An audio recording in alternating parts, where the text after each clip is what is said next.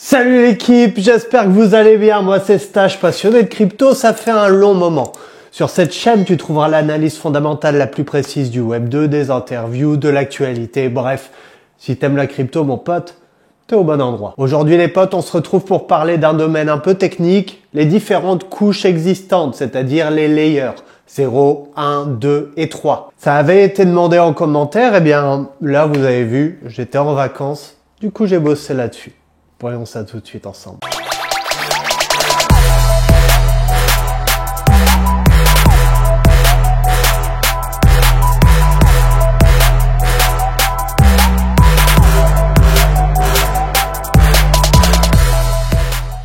D'ailleurs les potes, merci au Sellernote de sponsoriser cette vidéo. C'est l'instant pub. J'ai choisi de vous parler du Sellernote pour plusieurs raisons. Tout d'abord, parce qu'il a été créé par un de mes premiers formateurs crypto. C'est en partie grâce à son taf que je peux vous partager le contenu que je fais de manière actuelle. Et de ce fait-là, eh bien, je lui fais entièrement confiance et je connais son taf. Le Sellernote, c'est un outil qui va te permettre de réussir là où 75% des investisseurs échouent. Le Sellernote va te permettre de vendre et prendre profit au meilleur moment. Je t'ai déjà fait des contenus pour expliquer comment interpréter le Fear and Greed, l'indicateur de peur et d'euphorie sur le marché des cryptos, mais aussi des contenus pour te permettre de comprendre et d'analyser la psychologie de marché, mais aussi des contenus pour analyser les Google Trends, etc. Tu sais que la psychologie de marché, c'est quelque chose qui me touche. Mais ce qu'il faut savoir, c'est qu'étudier tout ça, eh bien, ça prend du temps. Le Sellernote, c'est un rapport bi-quotidien. Tu le reçois tous les 2 jours sur l'ensemble de la psychologie de marché sur les cryptos. L'avantage avec le Sellernote, c'est qu'il est compréhensible que tu sois débutant en crypto ou non. Le Sellernote, en gros, il va te donner un retour tous les 2 jours sur Telegram et sur Google Doc. Il est basé sur le Fear and Greed, sur les trends Google, sur les statistiques d'applications crypto et ça va te donner une note. Si la note est inférieure à 200, on est tranquille. Inférieure à 300, tout va bien. Si la note commence à dépasser les 300, eh bien vendre, ça peut commencer à devenir une bonne idée. Et si la note est supérieure à 400, eh bien t'as compris ce qu'il faut faire. On privilégie les stablecoins. Le but, c'est de maximiser tes profits sur ton bull run et de partir avec le maximum de bénéfices grâce à cet outil éducatif sans que ça te demande plus de temps. T'as compris son utilisation. Et pour te donner un exemple, le 5 décembre, le matin à 10h, j'ai reçu la note de 203. Eh bien, il y a une correction Bitcoin qui a suivi. On parle d'une légère correction, mais tu vois déjà par rapport à ce résultat que les données Internet, tout ce que tu peux étudier sur la psychologie de marché, eh bien, c'est à prendre en compte dans ta stratégie.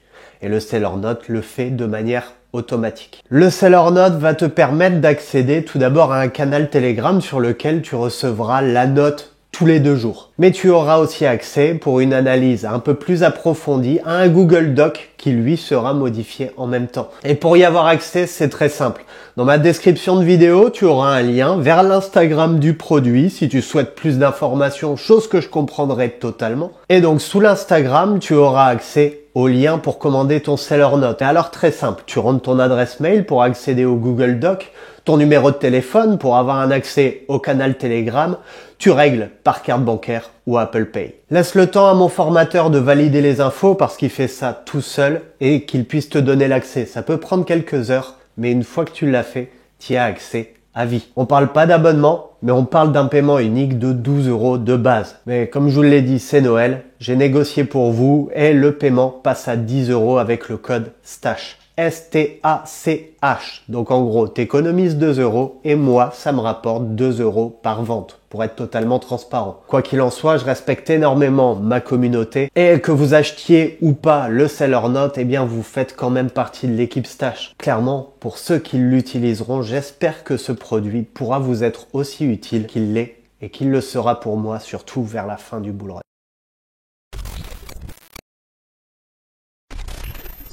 Les layers, c'est un niveau d'infrastructure sur lequel repose ou s'appuie une blockchain. Chaque layer apporte son lot de fonctionnalités techniques et vise à répondre à des enjeux précis comme la scalabilité, la sécurité ou l'interopérabilité. Au niveau de leur création, eh bien, le premier layer qui a été créé, tu le connais, et c'est Bitcoin. On le considère principalement comme un layer 1 historique. Ethereum, qui lui a introduit les smart contracts, a popularisé l'idée d'un layer 1 programmable. Au fil du temps, on a compris que le trilemme des blockchains, c'est le fait de devoir choisir entre sécurité, décentralisation et scalabilité. Eh bien, c'était assez complexe à résoudre et c'est pourquoi d'autres layers se sont développés pour améliorer ou compléter les blockchains de base. Parlons tout d'abord du layer 0, la couche 0 qui correspond à la couche d'infrastructure fondamentale.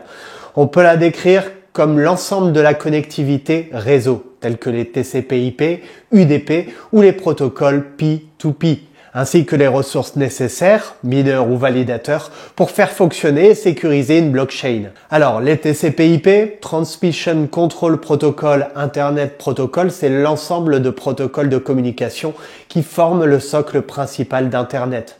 Les UDP, User Datagram Protocol, c'est le protocole de transport orienté par paquet, utilisé pour des échanges rapides sans vérification de réception. Et le P2P, le peer-to-peer, tu connais, c'est le modèle de réseau où chaque participant peut agir comme client et serveur, sans hiérarchie centrale. Des layers 0, il y en a quelques-uns qu'on connaît déjà. Cosmos, qui lui propose un SDK, ainsi qu'un protocole d'interopérabilité IBC, facilitant les échanges entre blockchains, mais aussi Polkadot, qui s'appuie sur une relay chain, une chaîne centrale qui coordonne la sécurité, et des parachains, les blockchains spécialisées connectées à la relay chain. On peut parler aussi d'Avalanche, qui fonctionne grâce à des subnets sous réseau, permettant de gérer et d'exécuter différentes blockchains interconnectées. Le Layer 0 apporte plusieurs avantages, une interopérabilité native, parce que plusieurs blockchains peuvent coexister et communiquer facilement. Ou autre avantage, sa base de développement, parce qu'il est possible de créer une blockchain sans repartir de zéro. On peut parler aussi comme avantage de décentralisation de la couche réseau, parce que la validation et la transmission de données se font de manière distribuée. Par contre, le Layer 0, puisqu'on a créé des layers 1, 2 et 3, c'est qu'il a quand même quelques inconvénients. Tout d'abord, il est assez complexe. Développer un protocole qui connecte de multiples blockchains requiert de fortes compétences techniques. Mais il expose aussi à un risque de fragmentation. Si trop de blockchains cohabitent, la gouvernance devient plus difficile à gérer. Et forcément une dépendance à Internet. Si la connectivité échoue, le réseau est impacté, puisque tout repose sur le transport de données. Le Layer 0 fournit le socle qui permet la naissance de blockchain. Layer 1, interopérable et sécurisé. Il facilite grandement la tâche des développeurs en leur offrant un ensemble de solutions techniques et déjà opérationnelles. Parlons maintenant du Layer 1. Le Layer 1 correspond au protocole blockchain lui-même. C'est la blockchain principale sur laquelle sont gérées les règles de consensus, la structure de données et le mécanisme d'émission du token natif. En exemple de Layer 1, eh bien tu connais déjà Bitcoin, ultra sécurisé et très décentralisé, mais parfois limité en nombre de transactions par seconde. Ou autre Layer 1 que tu connais, Ethereum, qui offre un EVM, mais qui a permis aussi l'essor des dApps et des NFT. Autre Layer 1, Solana, qui mise sur une haute vitesse de traitement, mais critiqué pour une décentralisation perçue comme plus faible. Ou encore Cardano, qui se base sur un protocole de consensus nommé Ouroboros, avec l'ambition d'allier sécurité et scalabilité. Le Layer 1 offre plusieurs avantages, une sécurité robuste parce qu'il repose sur un consensus éprouvé, le Proof of Work, le Proof of Stake, mais aussi il propose un écosystème de dApps avec la possibilité de créer des projets, des applications, des tokens, et il propose aussi une certaine indépendance parce que la blockchain Layer 1 ne repose pas sur une autre couche pour exister. Il a quand même quelques inconvénients, La scalabilité qui est réduite, la congestion du réseau peut faire monter les frais de transaction. Il a aussi une évolution lente. Les mises à jour requièrent un consensus général et peuvent être assujetties à des débats intenses. Mais aussi parlons des frais. Sur certains réseaux, les frais peuvent devenir très élevés lors de pics d'activité, comme sur Ethereum il y a quelques années. Le Layer 1 est la colonne vertébrale de l'écosystème blockchain. Il gère la sécurité et la logique de base de transaction tout en offrant un terrain fertile au développement de multiples cas d'usage comme la DeFi, les NFT, les jeux vidéo, etc. Parlons du Layer 2 qui rassemble les solutions de mise à l'échelle ou scalabilité qui s'appuient sur la sécurité du Layer 1. En Layer 2, t'en connais déjà quelques-uns. Si on parle de Bitcoin, on va parler du Lightning Network, qui permet des paiements quasiment instantanés et à faible frais. Parlons aussi d'optimisme avec Arbitrum, solution d'optimistic rollups qui réduisent les frais et augmentent la vitesse de transaction.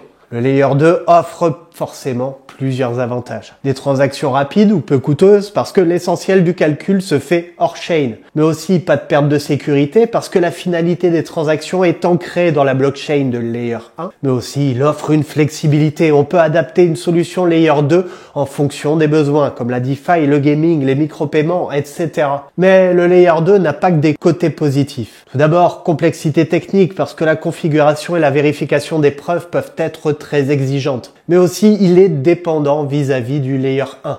Si la chaîne de base est en panne ou subit une attaque, le Layer 2 est impacté. Mais on peut parler aussi d'éventuels délais de retrait. Avec certains rollups, par exemple les optimistiques, il faut parfois attendre plusieurs jours pour contester une fraude. Le Layer 2 est indispensable pour soutenir les blockchains populaires quand elles deviennent victimes de leur succès.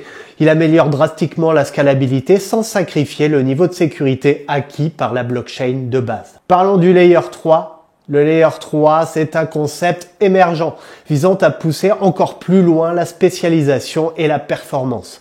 On peut voir des protocoles supplémentaires dédiés à un usage précis, comme la confidentialité, la gestion des données, mais on peut y voir aussi des ponts inter-layers, des mécanismes permettant de relier plusieurs blockchains au Layer 2 pour simplifier l'interopérabilité. Le Layer 3 offre lui forcément plusieurs avantages. Une hyper spécialisation. On peut séparer sécurité, exécution et disponibilité des données en différents modules. C'est aussi ultra scalable. En empilant les optimisations, on peut obtenir des vitesses de transaction très élevées. Mais on va parler aussi d'interopérabilité renforcée parce que le Layer 3 peut servir d'interface entre plusieurs Layer 2 ou 1. Le Layer 3 peut quand même avoir quelques points négatifs, une complexité extrême parce que forcément plus on ajoute de couches, plus on multiplie les dépendances et les risques d'erreur.